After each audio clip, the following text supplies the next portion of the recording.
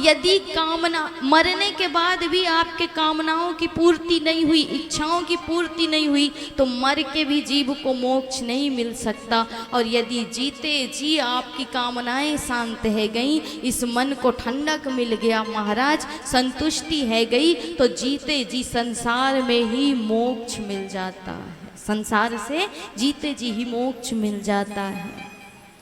5 वस्तुओं की जीवन में जब मात्रा कम होने लगे तो समझना कि अब मोक्ष की ओर अग्रसर है। पहला कौन सा?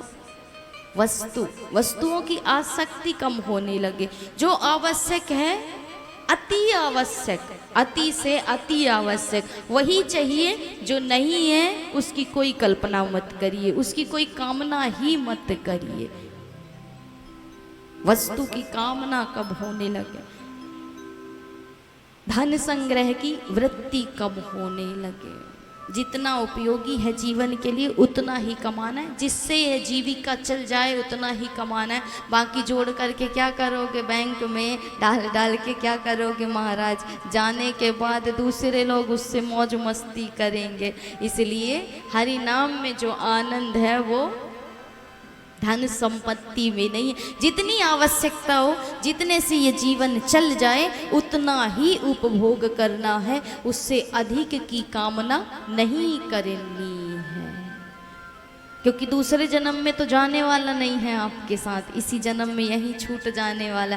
तो कमा कमा करके क्या करोगे महाराज, इसलिए यही छूट जाना। तीसरा, विषयों के प्रति आसक्ति कम होने लगे, धीरे धीरे उदासीनता आए, विषयों से जीव मुक्त होने लगे, तो समझना अब मोक्ष आने लगा है, मोक्ष की ओर अग्रसर है महाराज।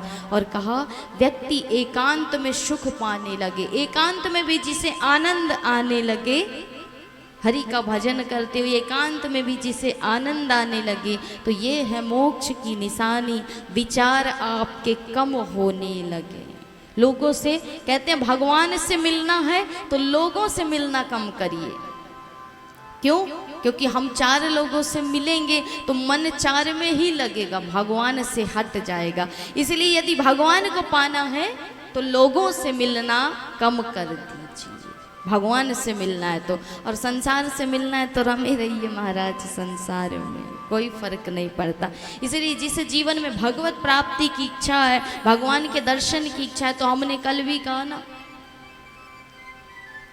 कि एक राधा रानी का आश्रय लीजिए।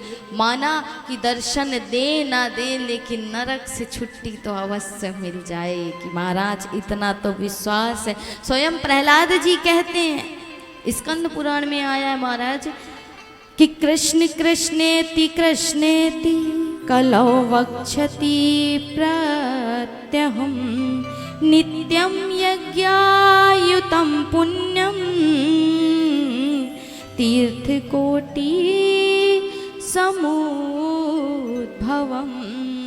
महाराज एक कृष्ण का नाम उद्धार करेगा इस कली काल से, एक राधा का नाम उद्धार करेगा इस कली काल से, और कोई नहीं काटने वाला है इस भवरोग को। एक ही औषधि है, वो है राधा नाम की, कृष्ण नाम की, जिसे जीवन में उतारते हुए आनंद से जीवन को व्यतीत करिए।